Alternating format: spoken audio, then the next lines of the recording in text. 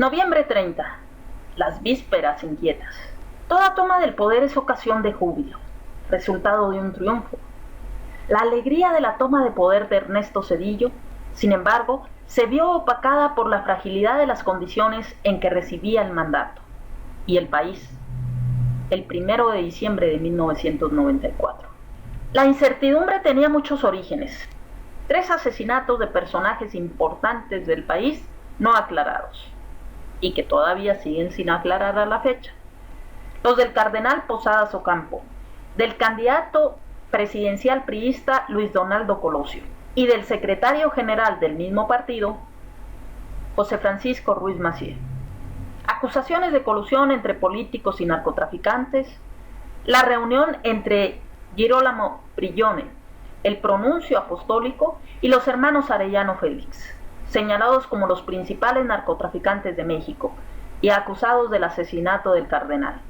Súmele un difícil proceso electoral, los asesinatos de casi 300 militantes del PRD, otro PRD distinto al del 2018 y 19, y de numerosos periodistas. La creciente impunidad de los cuerpos policíacos, cuyo paradigma en 1994 fue la muerte del ciudadano César Adolfo Ugalde a consecuencia de los golpes que, por orinar en la calle, le propinó a un grupo de policías. La combatividad de numerosos grupos sociales con diversos agravios, expresada en miles de marchas, principalmente en el todavía llamado Distrito Federal. La industria del secuestro desatada en toda la República, destacándose el secuestro del banquero Alfredo Harp Elú. Las señales de una profunda pugna por el poder en el interior del PRI, el levantamiento del EZLN en Chiapas, las acusaciones del subprocurador Mario Ruiz Massieu a los líderes del PRI y al encargado de la PGR de contubernio para obstaculizar las investigaciones del asesinato de su hermano, y la posterior renuncia del funcionario en un tono desusado en México. Súmele a esto el accionar político de Manuel Camacho Solís, la sorpresa y confusión de la izquierda ante unas elecciones que simplemente no dieron los resultados esperados, los conflictos postelectorales en Chiapas, Veracruz y Tabasco, el aumento de la pobreza y como contrapunto un pequeño grupo de dueños de grandes fortunas que nos ubicó entre los países con más millonarios del mundo y una creciente dependencia respecto del capital y los productos extranjeros. Por eso pusieron a los tecnócratas en el gobierno, precisamente para ahondar, para aumentar esa dependencia. Incluso en el terreno económico, donde el salinismo buscaba afincar su prestigio internacional, había focos rojos. Tasas de desempleo abierto y encubierto cada vez más altas, una moneda debilitada, salarios contraídos, crisis de carteras vencidas de la banca, altas tasas de interés, fraudes en instituciones financieras, quiebras de pequeñas y medianas empresas, desequilibrio entre exportaciones e importaciones y la tendencia de los capitales nacionales y extranjeros hacia la especulación antes que a la inversión productiva. Si las cosas iban mal, como lo fue en 1994, el capital extranjero recogía su dinero, hacía sus maletas y se iba. La situación se percibía como grave, y tal vez por eso, y como siempre cada 6 años, la esperanza era mayor. Ernesto Zedillo además cargaba con el lastre de no haber sido el primer elegido, el sucesor favorito. Como el asesinato de Luis Donaldo Colosio ocurrió cuando ya era demasiado tarde para las aspiraciones presidenciales de quienes aún mantenían puestos en el gabinete, debido a la disposición constitucional que exige que todo candidato se separe de cualquier puesto público 6 meses antes de la fecha de la elección, límite que había transcurrido más de un mes antes del crimen, que fue el 23 de marzo del 94. El único candidato viable entonces era Ernesto Zedillo, pues es difícil creer que se hayan considerado con seriedad las posibles candidaturas de Fernando Gutiérrez Barrios o de Manuel Camacho Solís. Más fácil es suponer que la designación de Zedillo como jefe de la campaña de Colosio lo señalaba desde un principio como sustituto en caso de cualquier eventualidad. La segunda campaña priista avanzó a gran velocidad para crear un candidato que tenía a su favor el ser excelente economista neoliberal y tener orígenes populares. pero no era político. Entonces se le puso a su disposición a publicistas expertos en imagen, actores que daban cursos intensivos de oralidad y presencia escénica, intentando crear un triunfo que fuera creíble, independientemente de los fraudes habituales del PRI. 2 días antes de la toma de posesión, los dos mayores beneficiarios del neoliberalismo, Carlos Slim y Emilio Azcárraga, casaban a sus empresas. Teléfonos de México adquiría casi la mitad del paquete accionario de Cablevisión. La empresa de Televisa así veía abiertas las puertas al mundo de las telecomunicaciones. Al mismo tiempo, Clemente Serna vendía su exitoso grupo Radio Red, creado por su padre como Radioprogramas de México, para emprender un proyecto de televisión vía satélite que buscaba precisamente competir contra Televisa. Las posiciones se tomaban de forma apresurada. Mientras el ya casi expresidente Salinas daba a los corresponsales extranjeros su visión del futuro del país, declarando: viene la recuperación económica, es tiempo de cosechar. Sí, cómo no. Respecto a su propia candidatura a la Organización Mundial del Comercio, inauguraba su lema de campaña: la candidatura no será un problema de bloques, sino un asunto norte-sur. Entre tanto, su futuro personal se veía apoyado por un contrato como conferencista con la empresa Washington Speakers, el cual emitió un folleto para anunciarlo a un costo de $30,000 por conferencia. Y en México, como siempre, los exaltadores del salinismo se apresuraban a convertirse en entusiastas sedillistas. Muera el rey, viva el rey. Los voceros eternamente leales al PRI se veían ahora unidos a los viejos y nuevos voceros de la ultraderecha, que ayer fueron antigobiernistas porque veían en el PRI una punta de lanza del comunismo internacional, y devinieron sus panegiristas cuando este partido se volvió punta de lanza del neoliberalismo internacional.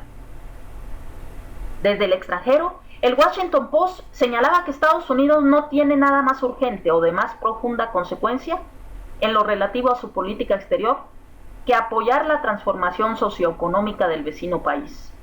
Y afirmaba: la tarea principal de Zedillo, y de la cual depende el resto de su presidencia, es fortalecer y apoyar al pueblo e instituciones en su país que promuevan elecciones libres, mercados libres y la derrota de los varones de la droga. Esto entiéndase al revés: una democracia maquillada, mercados libres sería la única verdad. ¿Para quién? Siempre y cuando el beneficiario directo sea él y no le dé entrada a otros mercados. Y la derrota de los varones de la droga pues también debe de ser maquillada, puesto que la droga les debe seguir llegando. El Chicago Tribune, por su parte, publicaba un reportaje bajo el titular La revolución de Salinas, economía ascendente pero débil democracia. Tan débil que el sello característico fue su propia entrada al gobierno, anticipada de un fraude. El gabinete de Ernesto Zedillo, anunciado el 30 de noviembre, no incluyó a varios personajes esperados, como Pedro Aspe Armenta, Jesús Silva Herzog y Fernando Solana. A cambio se nombraba Procurador General de Justicia a Antonio Lozano Gracia, militante del PAN, 2 veces diputado federal, licenciado en Derecho por la UNAM y muy cercano al dirigente de su partido, Carlos Castillo Peraza, y al excandidato presidencial Diego Fernández de Ceballos. En lo que se consideró una exoneración, se nombró secretario, que todavía esa secretaría, ahora extinta, de Energía, Minas e Industria Paraestatal, a José Ignacio Pichardo Pagaza, experimentado político del grupo encabezado por Carlos Jan González y quien había sido acusado por Mario Ruiz Massieu. Algunos analistas señalaban la poca experiencia política de la mayor parte de los nombrados, es decir, una continuidad del salinismo en ese sentido, mayoritariamente economistas, y el hecho de que 9 de ellos fueran muy allegados a Carlos Salinas. Pero el gabinete era bien recibido por las organizaciones empresariales y los analistas de Wall Street, como garantía de continuidad. Se destacaban además los elogios al nuevo secretario de Hacienda, Jaime Serra Puche. Independientemente del entusiasmo en las declaraciones, al momento de conocerse el gabinete, la Bolsa Mexicana de Valores revirtió una tendencia alcista y empezó a bajar hasta cerrar con pérdida de 0,19%. Ernesto Zedillo, por su parte, decía al diario español El País que habría preferido ser candidato 6 años después y se definía hasta el día anterior como jefe del ala reformista radical del partido. Hoy ya no, porque soy el presidente de México. Y anunciaba que su sexenio sería de democracia sin paliativos. Sobre el conflicto en Chiapas afirmaba: no hay solución militar al problema. Solo deseo que tengamos verdaderos interlocutores entre los zapatistas y que se avengan a negociar. Ernesto Zedillo reconocía que muchas de las reivindicaciones del Ejército Zapatista de Liberación Nacional estaban justificadas. Es un problema que solo se resuelve con la transformación democrática de todo el país, no solo de Chiapas, dijo. Y deslizó que había negociaciones a medio camino de los bastidores. El escenario estaba listo en muchos sentidos. Los asuntos pendientes convertían la sucesión en un acertijo. El nuevo presidente puede igual fundar la democracia que refundar el autoritarismo porfirista o diazordacista, llevar al país a la paz o a la guerra, limpiar a la policía o dejarla libre para delinquir impunemente, gobernar para todos o para las 300 míticas familias multimillonarias, atender a los indígenas o a los caciques y latifundistas. México, entre tanto, se proyecta hacia el rito sexenal de la esperanza. El presidente entrante es un billete de lotería en el cual todos cifran sus esperanzas. Las amas de casa esperan que el señor baje el precio de la carne. Los taxistas sueñan que controle la voracidad de los extorsionadores de servicios públicos. Los científicos esperan que aumente el presupuesto para la enseñanza e investigación. Los empresarios, por su parte, se ilusionan con la desaparición de la Ley Federal del Trabajo.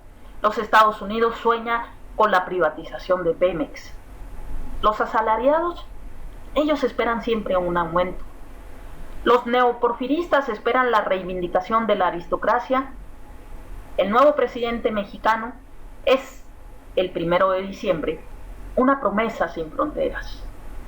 A lo largo de 6 años, empero, va demostrando que al igual que un billete de lotería, solo puede beneficiar a unos pocos elegidos y la esperanza se trocará en enojo y rechazo. Sobre todo durante el último cuarto de siglo mexicano, cuando el maleficio moderno del negro fin de sexenio se ha instalado de manera sólida en la tradición política mexicana. Hoy, el primer día de su mandato, salvo para los opositores extremadamente viscerales o demasiado avisados, Ernesto Zedillo es la promesa. Generosamente, el país espera su asunción.